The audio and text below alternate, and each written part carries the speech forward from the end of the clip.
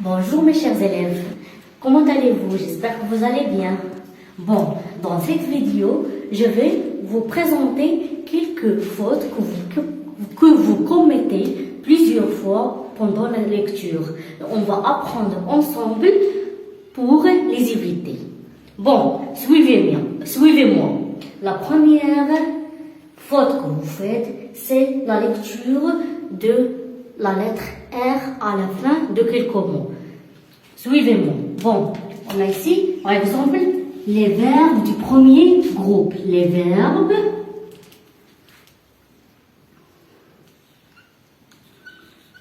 du premier groupe.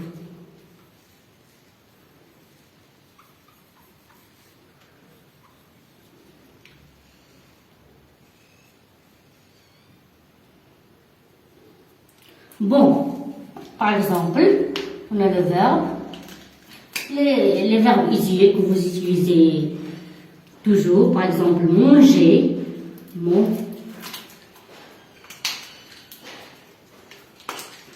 manger,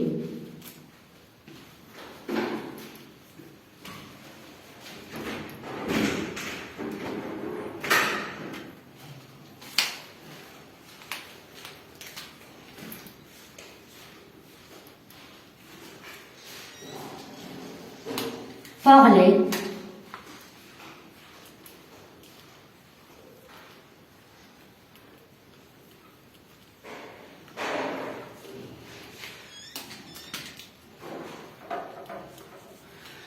et tous les verbes qui se terminent par ER, c'est-à-dire les verbes du premier groupe. Donc, ces verbes, la lettre R ne se prononce pas. On dit manger, parler. Il y a des mots, il y a encore des mots. Des mots comme par exemple premier,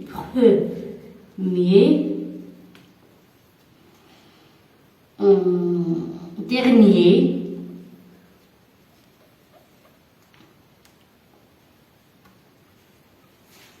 bon,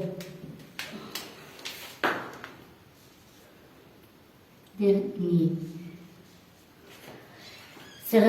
Ces mots aussi, on dit ici, R ne se prononce pas. Si vous remarquez bien que toujours la lettre R se précède par la lettre E. La lettre E, sans accent. Donc, quand vous trouvez un mot qui se termine par la lettre R et précédé par la lettre E, ne lisez pas la lettre R, les prononcez comme E accent. E accent. Manger, comme s'il y a E accent. E accent, ainsi de suite. Manger, parler, premier et dernier. Maintenant, on va passer à la lettre T à la fin des mots. T à la fin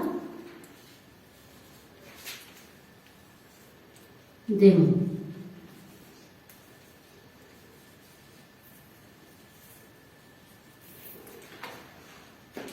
Par exemple, vont.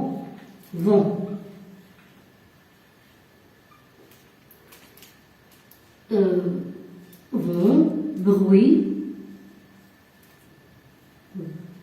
oui, méchant, méchant,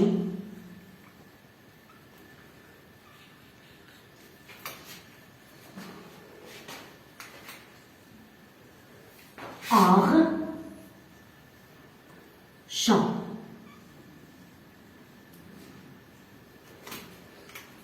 Donc, ici aussi, T ne se prononce pas.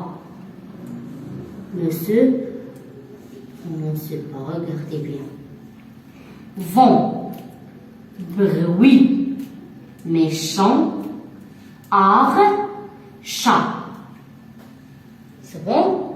Donc, toujours quand vous regardez, ou bien pendant la lecture, quand vous trouvez des mots finissant par la lettre T, n'oubliez prononcez pas. Mais, toujours, il y a des exceptions.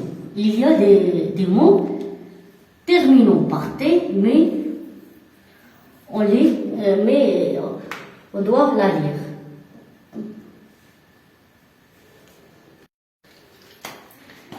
Maintenant, la lettre P à la fin des mots. La lettre P à la fin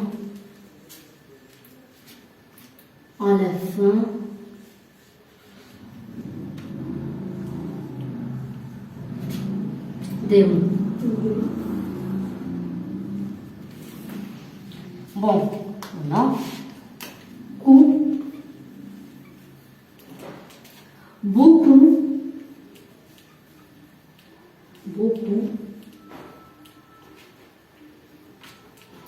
coup, beaucoup, chant,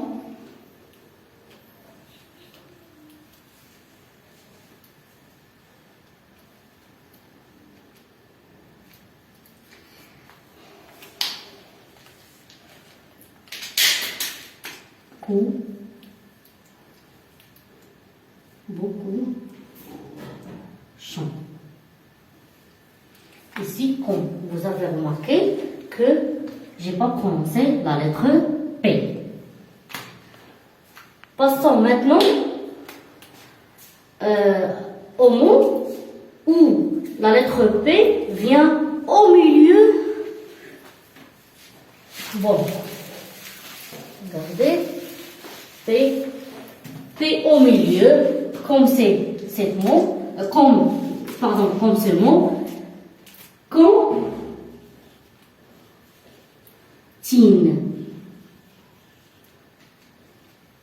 Compter.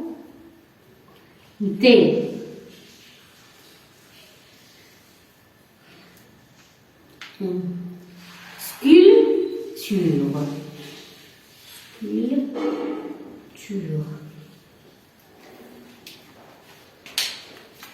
Bon. Si vous avez remarqué, j'ai pas lu les lettres P. J'ai pas lu la lettre P dans les mots. Cantine, compter, sculpture.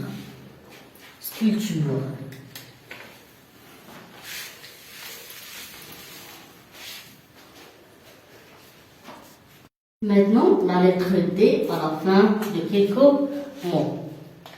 Non.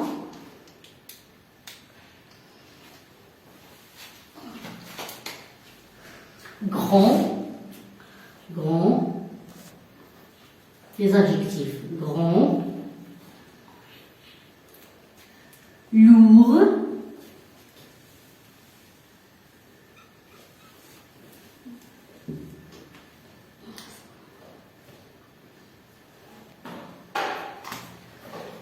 froid,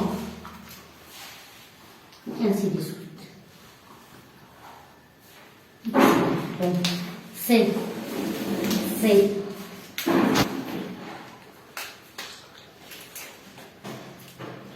ici la lettre P ne se prononce pas. Grand, lourd, froid.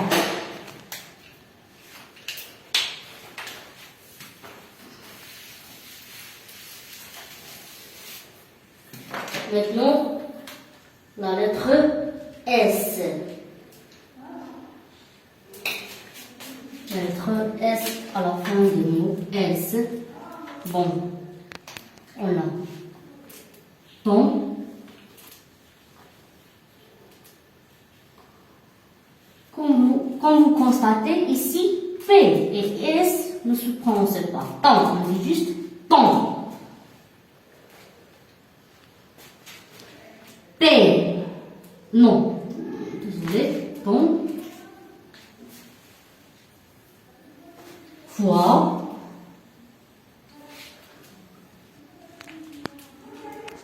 bois. Donc, tous ces mots contenant la lettre S à la fin, on ne se prononce pas S. Temps, fois et bois. Et aussi par exemple, les pluriels des mots comme des filles, par exemple, fille,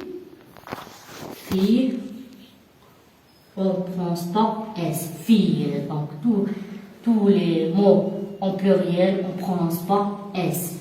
S de pluriel.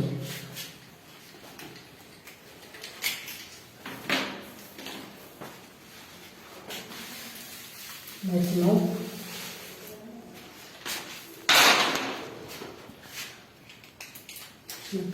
la lettre X. La lettre X à la fin du mot. Par exemple, heureux. Heureux. Paix. Paix.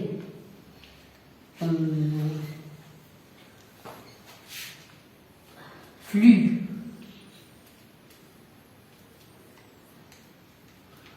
Flux. Et aussi des mots en pluriel comme animaux. Animaux.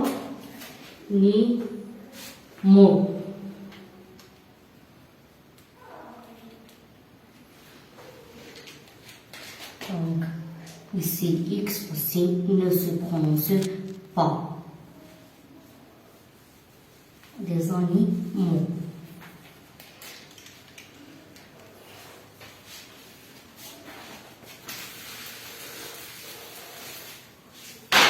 Donc,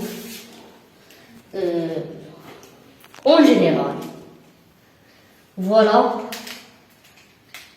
les lettres qui deviennent à la fin des mots T, D, P, S, X et quoi d'autre? T, D, P, S, X et R à la fin des mots ne se prononcent pas. Voilà ce que vous devez tenir, ne se prononce pas. Prononce pas. À la fin de quelques mots, toujours, il y a des exceptions bien sûr. À la fin de quelques mots.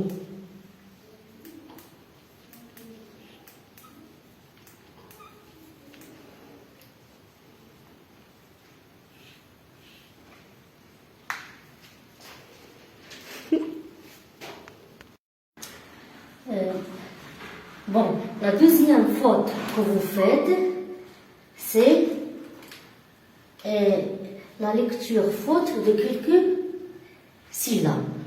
Eh bien, quelques lettres en général. Bon, quand vous aurez comme ça, deux L, je répète, deux L, on les prononce I. Écoutez bien, I. Par exemple, gentil.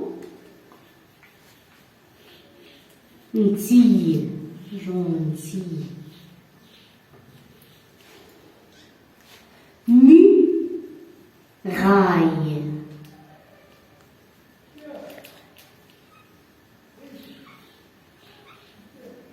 Travailler.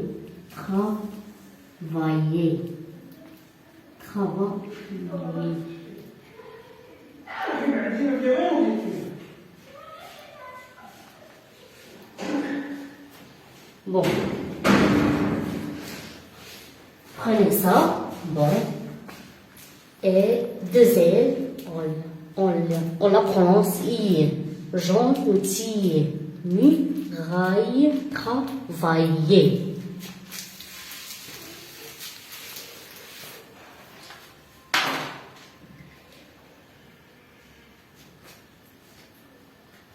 Maintenant, E-N-T. À la fin du verbe, on les apprend pas. Comme, par exemple, il mange.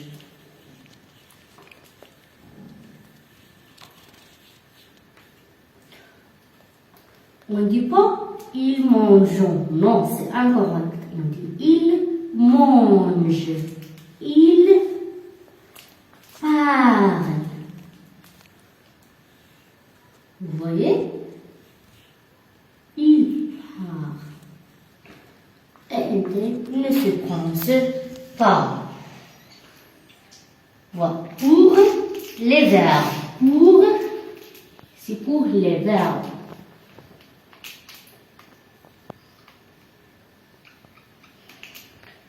Mais pour les noms, c'est autre chose. Par exemple, on dit quand on.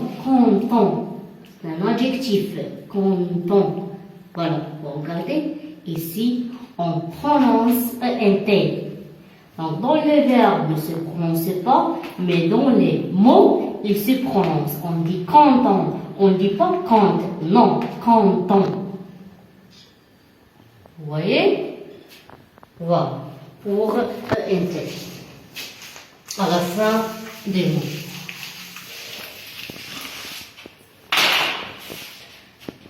Maintenant, pour la lettre S.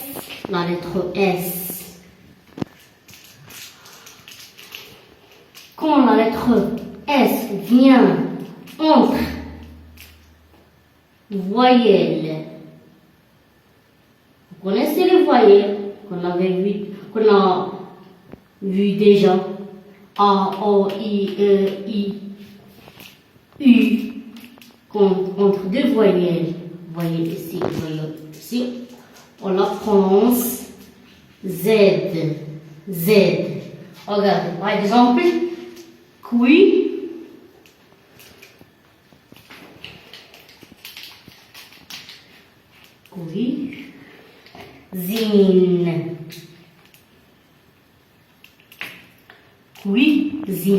Regardez, I, entre deux voyelles, V et V. S ici se prononce Z. Cuisine. Contrairement quand il est entre S ici, entre par exemple consonne et voyelle ou l'inverse. Soit ici la voyelle, ici la consonne, ou bien comme celui-ci. Regardez. S se prononce toujours S, comme par exemple justice.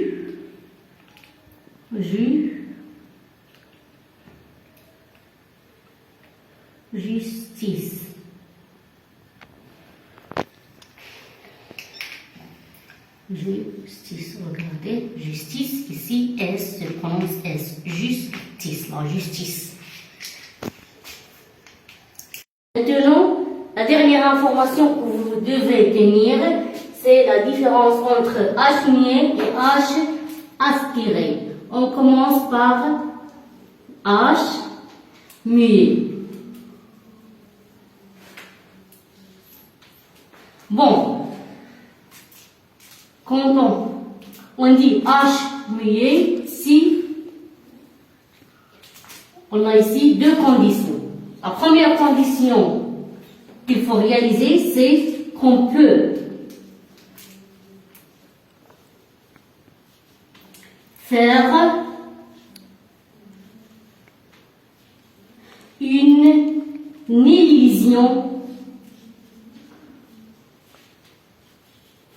au singulier. La deuxième condition, c'est On peut faire une liaison au pluriel.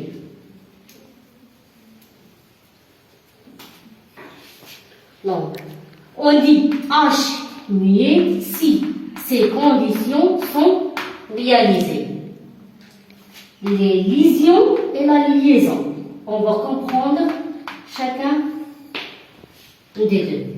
Bon, par un exemple. On prend l'exemple, par exemple, l'homme. L'homme. Regardez. L'homme.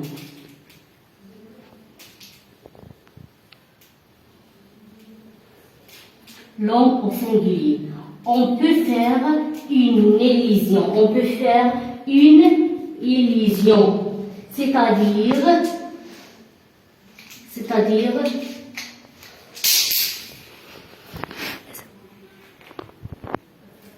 on peut mettre L apostrophe avant le mot. C'est-à-dire, on considère H ici comme une voyelle. L'homme, l'illusion, c'est-à-dire l'entrée de L apostrophe. Maintenant, le pluriel de ce mot, c'est les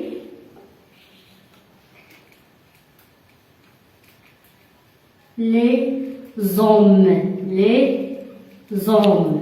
On fait une liaison entre la dernière lettre du premier mot avec la première lettre du deuxième mot. Bon, si les hommes, S-H, hommes. Donc, ici, comme j'ai déjà dit, on considère H comme une voyelle. Je vous donne un deuxième exemple. Par exemple,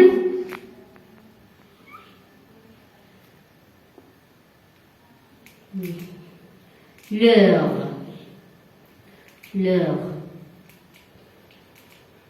Donc, toujours H ici, c'est muet. Je répète, muet, c'est-à-dire on ne peut pas la prononcer.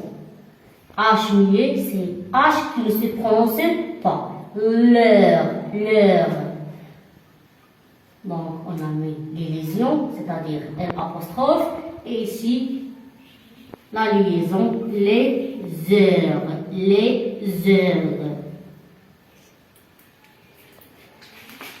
C'est bon? Maintenant, on va passer à l'autre type de la lettre H.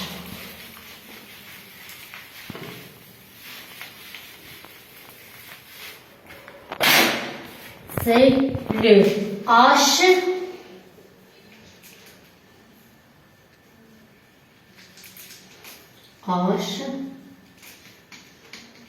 aspiré. Lorsqu'il y a, c'est l'inverse total de l'H muet. Il y a ni illusion, c'est-à-dire L apostrophe, ni liaison. Ni, c'est pour la négation. Il y a ni illusion, ni liaison avec le mot qui lui précède. Je vous donne des exemples. Par exemple, ici, voilà, j'ai pas mis l'apostrophe, je vais mettre l'article défini. Le héros. Donc ici, H, c'est aspiré. On la prononce, c'est comme il est. Le héros. Pour le singulier. Pour le pluriel, on dit les héros. On ne met pas la liaison. Ici, pas de liaison. Deuxième exemple, le haricot. Ici, comme vous voyez, T ne se prononce pas. Le haricot, les haricots. Pas de liaison au pluriel. Voilà la différence entre H muet qui ne se prononce pas, on la considère comme une voyelle, et le H aspiré qui se prononce. Maintenant, on est arrivé à la phase de l'évaluation. On va évaluer ensemble notre compréhension. Bon, Ali est un, regardez, est un, on met la liaison. Non, la liaison aussi, maigre, solide, comme sa barque. Long, T, se prononce pas, long, un des hommes, toujours la liaison, un des hommes, S ne se prononce pas, S du pluriel, qui semble, le verbe sembler, avec il, le pluriel. On ne prononce pas ENT, qui semble, fait, T et S ne se prononcent pas, pour être, la liaison R avec E, pour être, toujours, S ne se prononce pas, toujours en contact, ici, T se prononce, comme j'ai déjà dit, il y a quelques exceptions. En contact avec leur monde préféré, la mer. Ici aussi, il y a une exception. Mer, même s'il est précédé par E, ici se prononce la mer. La plage, c'est-à-dire la plage. Bon, je répète, Ali est un homme maigre, solide, comme sa barque. Long, un des hommes qui semble fait pour être toujours en contact avec leur monde préféré, la mer. Maintenant, on est arrivé à la fin de la vidéo. Merci pour votre attention et j'espère que vous avez compris et vous aimez la vidéo. N'oubliez pas de la partager avec vos amis et vos chers. Au revoir.